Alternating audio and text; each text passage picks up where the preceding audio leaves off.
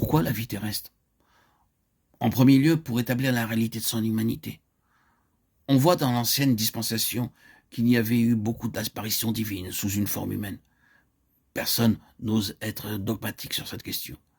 Mais il se peut bien que le Fils de Dieu lui-même se trouvait présent dans quelques-unes de ces théophanies.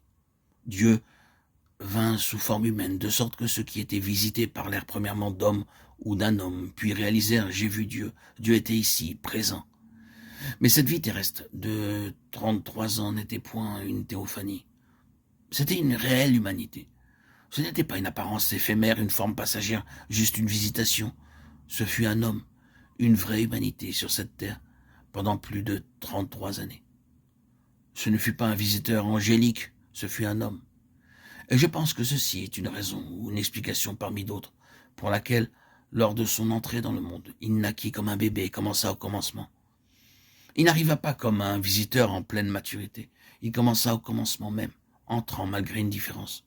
Cependant, par la même porte, comme les autres hommes, et vivant ici-bas en traversant la première enfance, l'enfance et la jeunesse, pour devenir un homme fait, acceptant une vie sur la base de l'absolue dépendance de Dieu.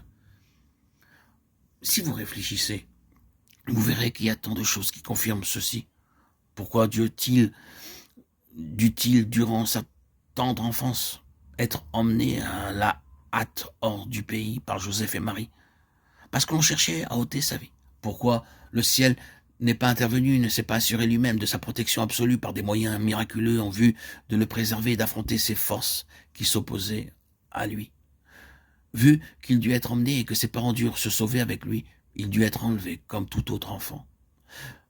Le fait est qu'il est en train de vivre notre vie. Il est exposé à nos expériences. Il peut y avoir des éléments miraculeux œuvrant à l'arrière-plan, mais quant à l'aspect visible des choses, il a faim, il a soif, il est fatigué, il est poursuivi et on cherche à ôter sa vie. Il traverse cela de la même façon que vous et moi. Il vit une vie humaine.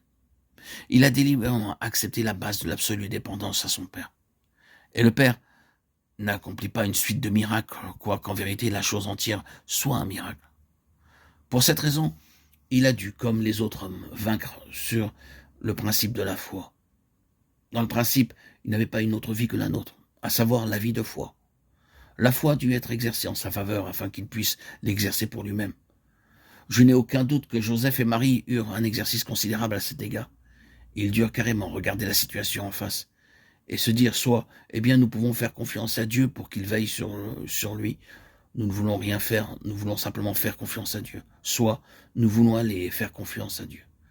Dans l'un ou l'autre cas, c'était la foi en sa faveur.